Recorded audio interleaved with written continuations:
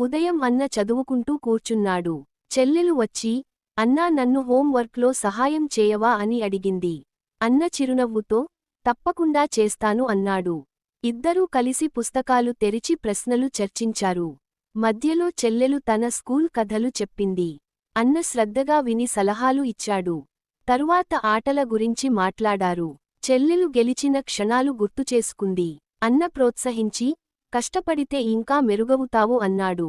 సాయంత్రం టీ తాగుతూ కుటుంబం గురించి, కలల గురించి ముచ్చటించారు.